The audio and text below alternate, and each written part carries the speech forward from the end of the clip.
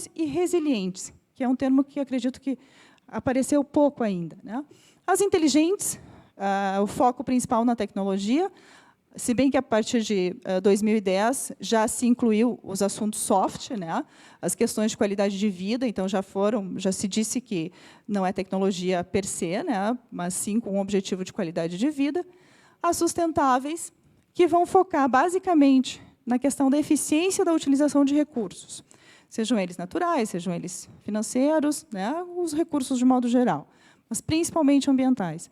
E as resilientes, que a mim parece uma questão que cabe muito para o Brasil, né? A pensar em como as nossas cidades podem, qual é a capacidade que elas têm de responder a crises, que é uma coisa que a gente quase não tem no Brasil, né? Mas, enfim.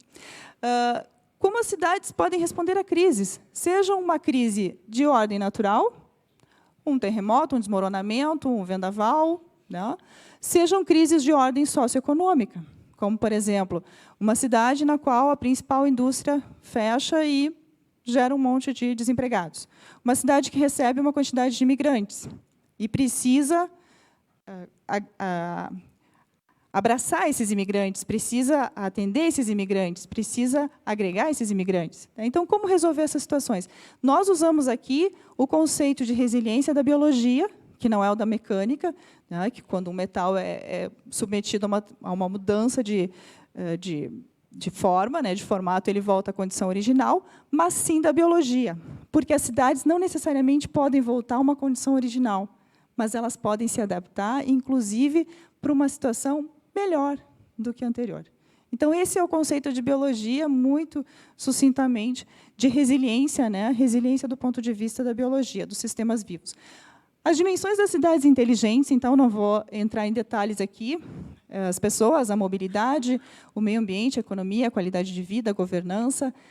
O que nos parece importante no grupo de pesquisa é, essencialmente, a questão, iniciar pela questão da mobilidade, porque ela proporciona o direito à cidade. Em vários painéis aqui antes, isso já foi falado, né? E também a questão da segurança, né? Especialmente no Brasil, nós precisamos desses dois alicerces para começar a falar de uma cidade, então, inteligente. A governança é a forma de orquestrar e fazer com que as outras dimensões todas, né, consigam se articular, né, de forma harmoniosa.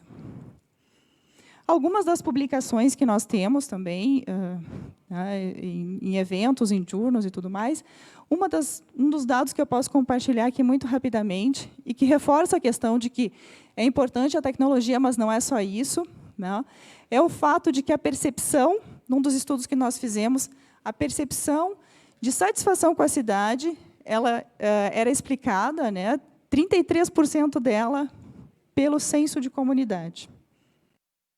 Ou seja, pelos laços que as pessoas têm com a sua vizinhança, com as pessoas próximas, com os colegas de trabalho. Mais de 30%, deu 32% explicado por esse elemento.